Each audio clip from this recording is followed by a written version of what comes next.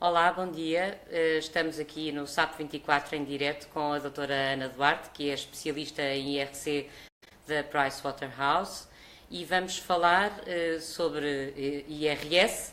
Eu peço desculpa, disse IRC, isto é o hábito, e convidamos todos aqueles que quiserem a colocarem as vossas questões na caixa de comentários, isto é uma mais-valia para nós também. Olá, bom dia. Olá, bom dia, Isabel. Antes de mais, deixe-me agradecer o convite da SAP 24 para estar aqui hoje a responder às questões dos ouvintes e para conversar um bocadinho consigo. Muito obrigada, em nome da PwC e em meu nome. Nós é que agradecemos. Vamos ver então, vamos começar com... sei que há algumas alterações, há bastantes alterações este ano a nível de IRS, o orçamento prevê, e embora algumas ainda possam vir a ser alteradas, porque o orçamento está em discussão ainda. Mas temos, por exemplo, alterações que interessam aos estudantes. Uma delas tem a ver com as residências de estudantes, que podem este ano, para o ano aliás, vir a ser deduzidas em sede de IRS. É, exato, Isabel.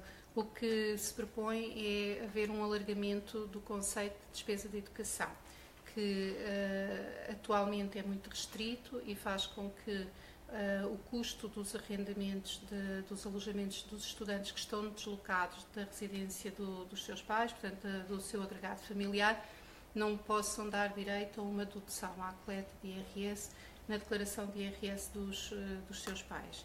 O que se propõe é que, efetivamente, estes custos de alojamento dos estudantes que estão registados em estabelecimentos de ensino, cuja localização os obriga a deslocar-se para fora da residência dos pais, passe a poder ser dedutível na declaração de IRS. Esta dedução não é ilimitada, tem um limite máximo de 200 euros, portanto pode-se deduzir 30% do valor do custo do alojamento até um máximo de 200 euros. É importante mencionar, talvez para quem nos está a ouvir, que estes custos do alojamento têm que estar devidamente documentados, como a fatura ou outro documento que comprove de facto o alojamento, e têm que ter a menção expressa, portanto tem que estar escrito no documento que aquela despesa se refere ao alojamento de um estudante deslocado. Portanto, não pode ser um recibo de renda normal, como nós recebemos hoje em dia, tem que ter lá inscrito que efetivamente se destina ao alojamento do estudante deslocado. Então vamos imaginar um aluno que venha de Trás-os-Montes para o Instituto Superior Técnico e que fique ali numa residência no Tagus Parque. O que é que tem que fazer quando chega à residência? O que é que tem que pedir exatamente? Quando chega à residência e quando faz o pagamento do alojamento, tem que pedir que no recibo comprovativo do pagamento do alojamento seja inscrito a menção de que o alojamento se destina a um estudante que está deslocado da sua residência. Muito bem. E não pode... é verdade, outra coisa que é importante as pessoas perceberem é que têm que guardar todos esses papéis, não podem depois deitá-los fora ou achar que... quer dizer, é preciso depois ir dar baixa, digamos assim, dessas...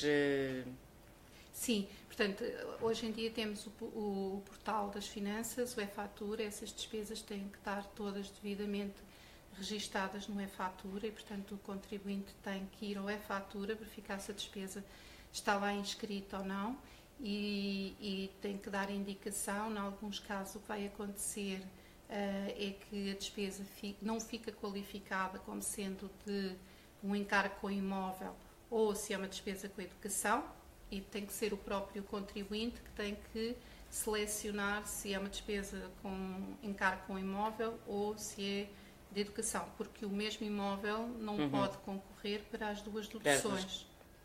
Portanto, isso temos daí também o facto de a autoridade tributária exigir que as faturas do arrendamento tenham a inscrição de que é um arrendamento para o alojamento de um estudante deslocado. Deslocado, exatamente.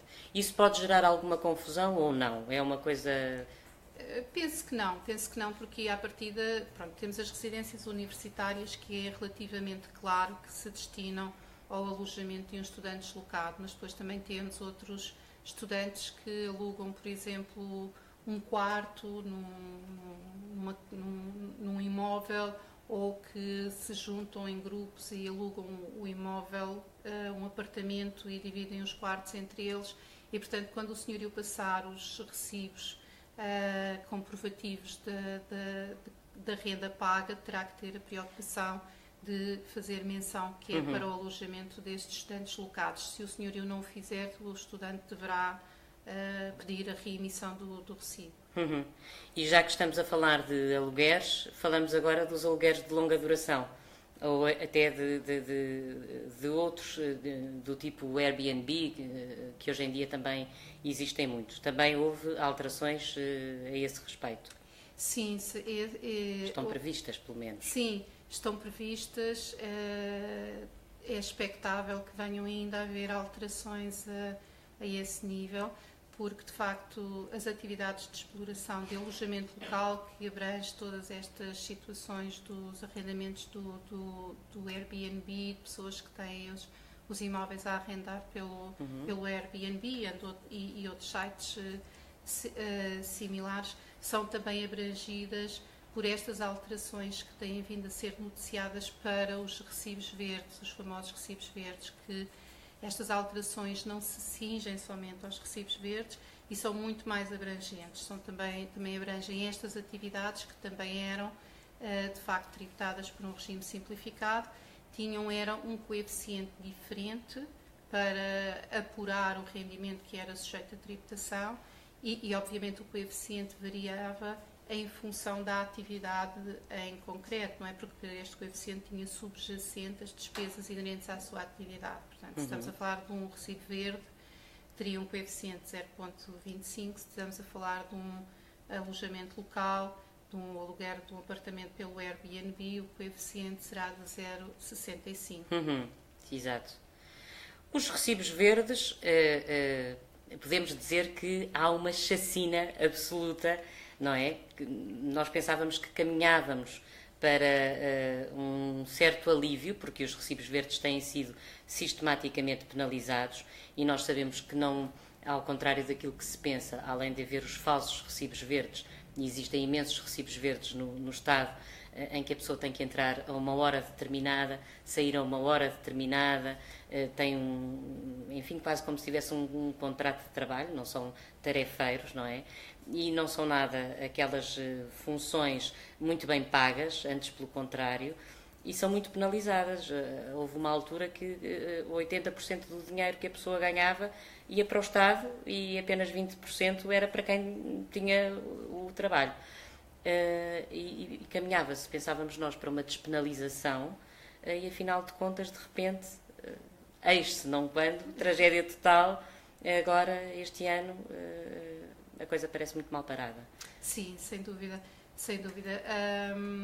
O que vai efetivamente acontecer e que é o mais provável é que aconteça é que efetivamente a norma seja alterada, porque tem uma redação que permite diversas interpretações. O próprio Secretário de Estado, nas várias intervenções públicas que tem feito, tem vindo a procurar clarificar que despesas é que podem ou não podem ser apresentadas, mas o que é um facto é que existem muitas despesas em que a pessoa que oferece rendimentos pelos recibos verdes incorre e que não tem propriamente um documento de suporte. Vamos imaginar quem se desloca numa viatura, precisa de deslocar numa viatura. Como é que vai deduzir essa despesa? Deduz o valor da viatura toda num ano e nos anos seguintes já não deduz, mas nos anos seguintes, para exercer a sua atividade, também vai precisar de ter a viatura.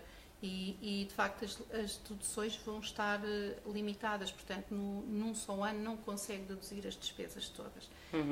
Existem outros contribuintes que vão ficar extremamente penalizados com estas novas regras, que vêm querer equiparar em certa medida os profissionais independentes e os recibos verdes aos trabalhadores dependentes, mas que na realidade as características da função de um trabalhador independente não são iguais às de um trabalhador dependente e, portanto,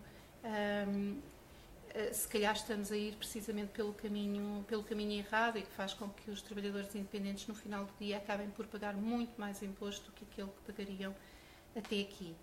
Também tem que se considerar a questão da segurança social, não é? Porque as bases contributivas da segurança social partem do valor do rendimento tributável que é comunicado anualmente na declaração de IRS dos contribuintes. Portanto, quem vai pagar mais IRS porque não consegue apresentar as despesas é porque vai ter mais rendimento declarado na sua declaração de IRS e, portanto, isto significa que também, para efeitos de segurança social, a base de cálculo das contribuições para a segurança social potencialmente podem incrementar. Portanto, há aqui várias implicações envolvidas com esta proposta de alteração que extravasam até um pouco a questão do IRS.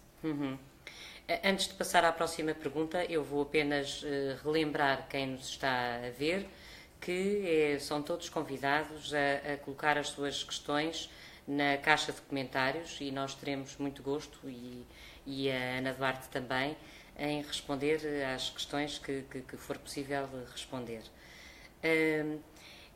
Há uma coisa que as pessoas estão curiosas e que se calhar nesta altura ainda não conseguem ter uma ideia muito clara e se calhar também é difícil responder, mas já é possível perceber no fim de tudo isto, entre cria escalão, voltar aos 7 escalões, os recibos verdes, tudo, é possível perceber no final de 2018 as pessoas vão pagar mais ou vão pagar menos IRS? Depende da tipologia de família. O que é que, da natureza dos rendimentos que oferem. Os trabalhadores independentes e todas estas atividades cujo rendimento tributável, aquele que é sujeito a imposto, era apurado através de um regime simplificado, potencialmente vão pagar mais imposto, porque a redução que vai ocorrer a nível das taxas, em muitas situações, vai ser completamente absorvida e não será suficiente para fazer face ao alargamento da base do rendimento que vai ser sujeito à tributação. Portanto, eu vou ter muito mais rendimento a ser sujeito à tributação e, portanto, como tenho mais rendimento a ser sujeito à tributação, apesar de todo o rendimento ser tributado a uma taxa um pouco mais baixa, eu vou acabar por pagar muito mais imposto. De qualquer das formas, mesmo nos rendimentos de trabalho independente, nos recibos verdes, os contribuintes que tenham níveis de rendimentos anuais mais ou menos até aos 16.000 euros vão acabar por não pagar mais imposto por estas alterações que se prevêem ao regime simplificado e conseguem de facto aproveitar da redução de imposto decorrente da reformulação do segundo e terceiro escalão de IRS. Depois, dependendo das tipologias de famílias, pode haver famílias que fiquem prejudicadas, famílias que fiquem beneficiadas. Pegando ainda no caso dos estudantes, por exemplo, se a família tiver um filho que esteja deslocado da sua residência, que tenha que incorrer em custos com o seu alojamento, vai ficar beneficiado.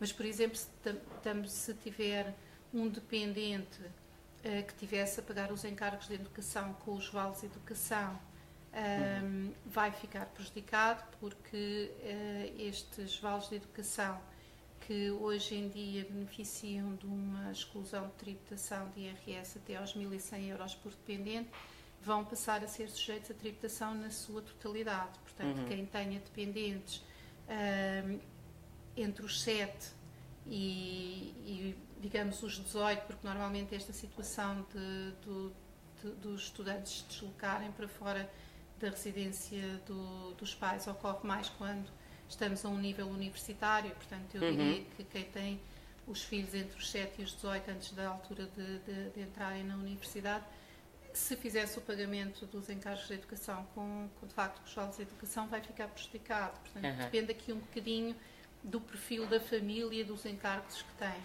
Por isso, a verdade é que há alguns benefícios, é preciso ter muito cuidado antes de perceber, para perceber se vale ou não a pena usufruir deles. Às vezes é preferível não tê-los. É, sim, depende muito efetivamente das famílias, dos encargos que têm e de que forma é que conseguem aproveitar desses benefícios. Há bocadinho falávamos do trabalho de verão, não é? Por exemplo, é outra alteração ou uma das coisas que pode causar uma alteração, não é? Alguém que queira durante o verão trabalhar e ter um rendimento extra. Isso também pode causar uma alteração no escalão, imagino eu, de rendimento? O que se prevê é que os estudantes dependentes, portanto, que ainda estejam no âmbito do agregado familiar e que estejam matriculados num estabelecimento de ensino, que durante o período das férias escolares decidam trabalhar para ganhar, de facto, claro, não tem que ser verão. Algum rendimento. Pronto, durante as férias escolares prevê-se que esses rendimentos passem a ser sujeitos à retenção na fonte a uma taxa fixa de 10%. 10%. Desde que o rendimento não ultrapasse 5 vezes o IDEC de apoios sociais, que dá, em termos anuais, cerca de 2.100 euros. Portanto, estes estudantes que durante as férias escolares decidam trabalhar, se não oferirem até mais do que 2.100 euros, vão ser sujeitos à retenção na fonte à taxa de 10%. Algo que não acontecia hoje em dia, até porque normalmente os valores que eles oferiam não atingiam o patamar da retenção na fonte. O objetivo desta medida vai no sentido de evitar eventuais perdas de acesso a programas sociais e a prestações sociais a que os pais tinham acesso ou que o estudante tinha acesso, porque hoje em dia o que estava previsto era que era obrigatório esses rendimentos serem declarados nas declarações de IRS dos pais e, portanto, ao declararem esses rendimentos nas declarações de IRS dos pais, isso fazia com que eles tivessem mais rendimento e que por vezes subissem de escalão e deixassem de ter acesso ao abono social, por exemplo, ou outros benefícios que eventualmente tivessem a oferir. Se dá-se essa possibilidade de não incluir na declaração de IRS, mas pagam 10% sobre o valor que receberem. Mas também, por outro lado, é dada a opção de a pessoa, se quiser, incluir na declaração de IRS dos pais e aí então estes 10% ser-lhe-ão devolvidos juntamente com a nota de liquidação dos pais. Porque 2.100 euros na realidade é um valor baixo, não é? Sim, é um valor baixo, mas também estamos a falar de trabalho de verão para estudantes. Por isso, mesmo normalmente estes estudantes, quando fazem um estágio, na melhor das hipóteses, recebem mais ou menos o salário mínimo nacional. Portanto, será 4 meses a trabalhar, digamos assim, a receber mais ou menos o salário mínimo nacional. Embora com essa hipótese da opção seja bom, não é? Sim, esta possibilidade da família escolher o que é que lhe é de facto mais conveniente. Claro. É de facto uma boa medida, é uma boa opção, porque claro, permite que efetivamente não sejam pagos aqueles 10% se não for necessário, portanto, se a pessoa não tiver com restrições relativamente ao acesso a prestações sociais. Depois temos medidas, aqui já não bem sei que é outra zona, outra área, mas temos, é uma área que é uma zona que afeta muita gente, que é a do automóvel, a do carro, os IUCs, o imposto de selo também, e alguns outros impostos que penalizam muita gente. E eu ia fazer aqui isto em contraposição com o Estado a exigir mais e o Estado a comprometer-se menos.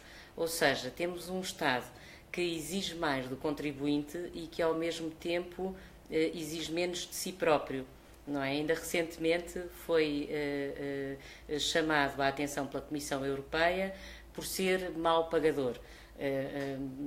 Está em vias de ser levado a Tribunal Europeu, Portugal está em vias de ser levado a Tribunal Europeu, porque o Estado paga, por exemplo, na área da saúde, em vez de pagar a 30 dias, está a pagar a 300 dias.